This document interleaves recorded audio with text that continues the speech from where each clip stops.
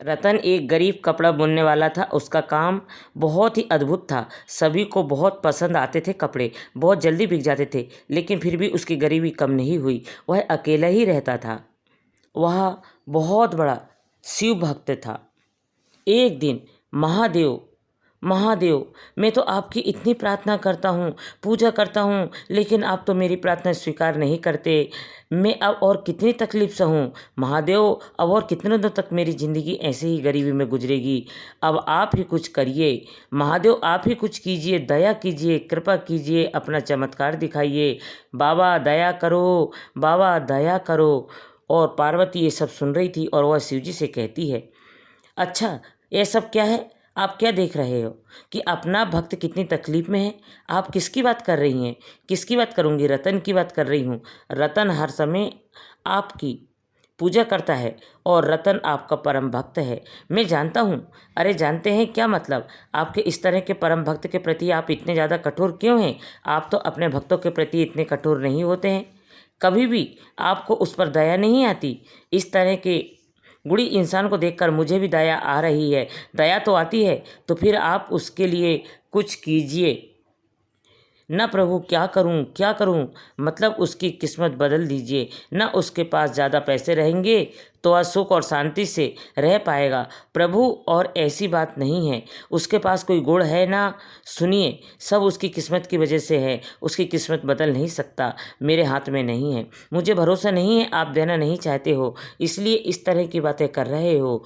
ठीक है, आपको नहीं देना है तो मत दीजिए। आपके किसी भक्त का ऐसा अपमान, ऐसी तकलीफ में नहीं सह पाऊंगी प्रभु। उसे मैं दूंगी। देखिए अगर आप कर सको तो, लेकिन नहीं, आप नहीं कर सकती ऐसा कुछ भी। नहीं, मैं कर पाऊंगी। मैं देखती हूँ मैं क्या कर सकती हूँ, कोशिश करके देखती हूँ।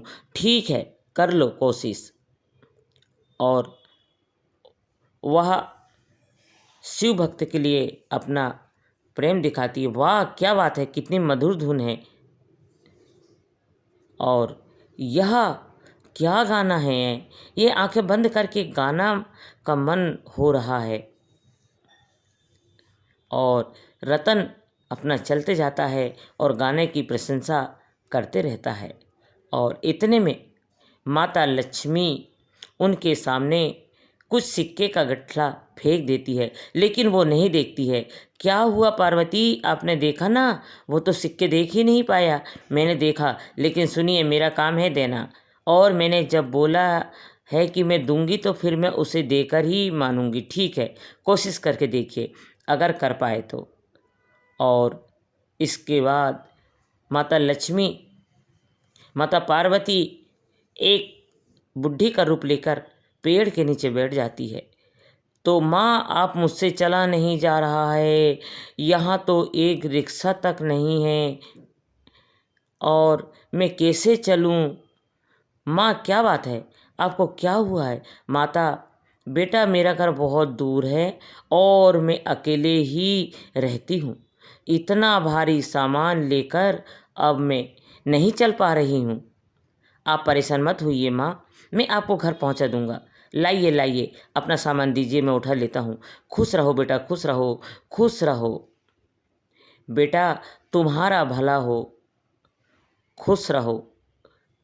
और इस तरह बोलकर वह रतन अपने सर पर उसका माता का बैग लेकर चलने लगता है।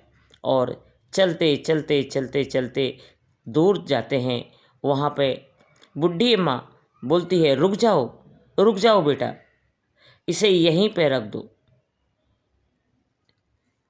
रखो? वैसे आपका घर कहाँ है? मेरा घर नहीं है, मैं इसी मंदिर में रहती हूँ।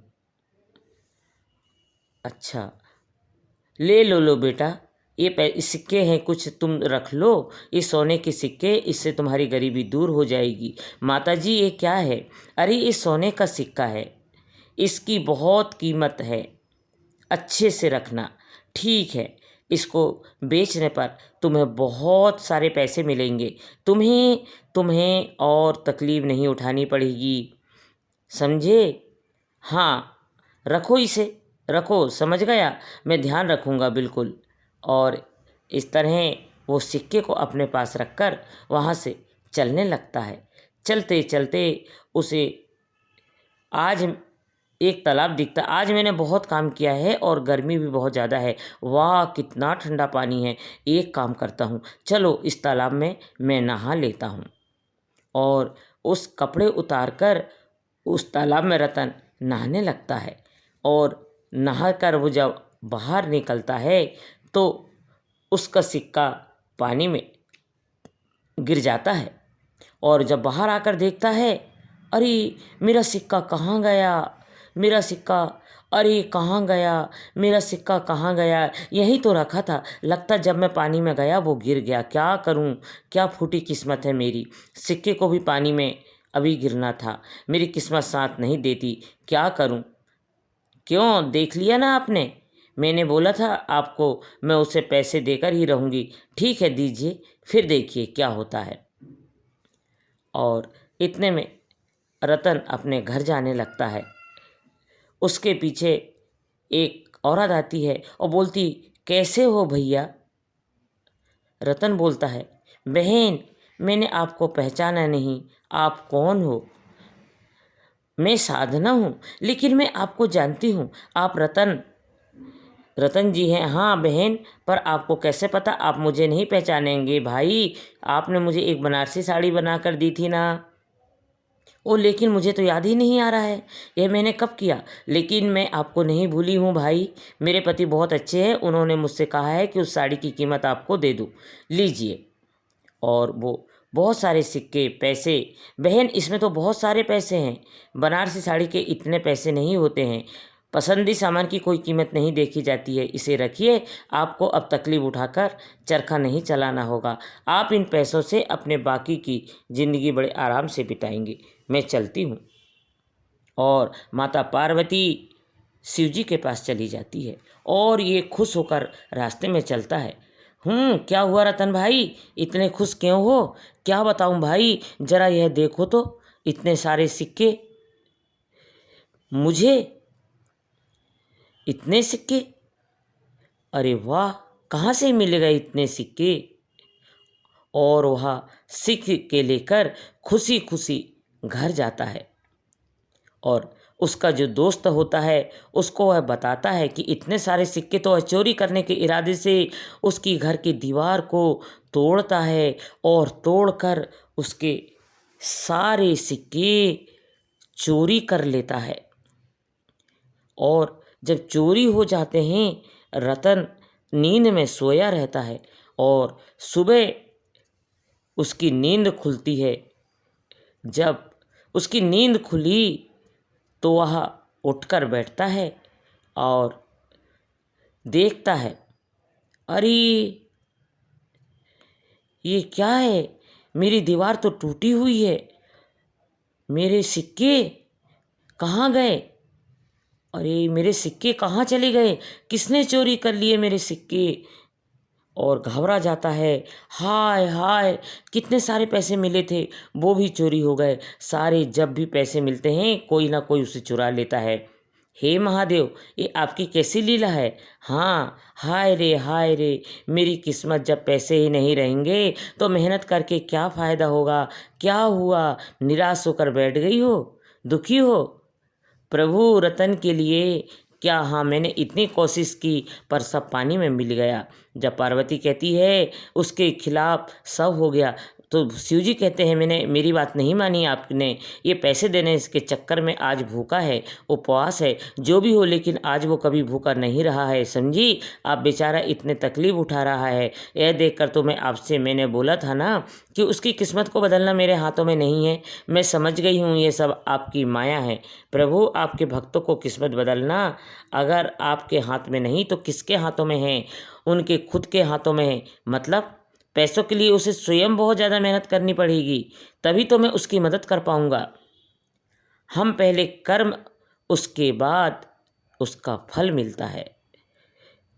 और इतने में माता पार्वती उसके घर आती है। आप ऐसे क्यों बैठे हो भैया, आपके दिए हुए सारे पैसे कोई चोरी करके ले गया तो इससे क्या हो गया, आपके हाथों का काम तो बहुत अच्छा है, आप आज रात में 10 साड़ी बनाकर कल सुबह मेरे साथ पास वाले बाज़ार में चलिए, उससे होगा क्या। बहन, अरे चलिए तो, कल सुबह मैं आपको लेकर जाऊंगी। ठीक है बहन, ठीक है। और उसने साड़ी बनाना स्टार्ट कर दिया और रात भर में उसने 10 साड़ी बना लिया। और साड़ी बनाने के बाद में वह रात में सो गया। और इतने में बहुत सुबह सुबह माता पार्वती उसके घर में आती है और उसका दरवाज़ा खटखटाती है। क्या हुआ, साड़ियाँ तैयार हो गई? अरे इतने सुबह सुबह बहन, तैयार तो हो गई है, लेकिन आप इतनी सुबह सुबह यहाँ, अरे सुबह सुबह क्या बोल रहे हो, चलिए चलिए चलिए, देर हो रही है। और उसने साड़ी उठाया और उस बहन के साथ बाज़ार में चल देता है। अगर इतनी देर करोगे तो कैसे काम चलेगा, बाज़ार बंद हो जाएगा, तुम्हारी साड़ी नहीं बिक पाएगी, जल्दी चलिए। और जा कर के बाज़ार में मंदिर के सामने वो दुकान लगा देता है। आप यहीं पर बैठ जाइए, अरे मैं आपके पास ही रहूँगी।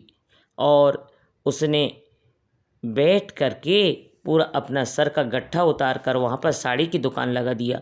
अरे वाह, इतनी सुंदर साड़ियाँ, इसकी कीमत क्या है, मैंने आज तक इतनी सुंदर साड़ी नहीं देखी है, मुझे दे दीजिए। वाह वाह वाह, कितनी सुंदर रंग है ना, मुझे दे दो, वो वाली भी दे दो, मुझे दो, एक भी मुझे दे दो। दूसरा आया, वो भी बोलता मुझे भी दे दो। और इस तरह उसकी सारी साड़ियाँ बिक गई। उसके पास ढेर सारे पैसे आ गए। अरे आज साड़ी खत्म हो गई क्या, वो रही एक साड़ी बची है, वो तो दे दो भैया, वो तो मैं अपनी नहीं बेचने वाला हूँ, वह साड़ी मेरी साधना बहन के लिए है, अगली बार मैं ज़्यादा साड़ी लेकर आऊँगा। हाँ हाँ ठीक है, ज़्यादा साड़ी ले आना, हाँ हाँ ठीक रहेगा, ज़्यादा लेकर आना। अरे वाह, सारी साड़ियाँ बिक गई, लेकिन ये साधना बहन कहाँ गई। और वह चलते चलते मंदिर के सामने जाकर खड़ा हो जाता है, तो वहाँ पर देखता है कि माहौर वाले पैर के निशान मंदिर के अंदर। अरे अब मैं समझ गया, माँ सब समझ गया, कर्म से बड़ा भाग्य नहीं होता। आज तो आपने मेरी आंखें ही खोल दी थी।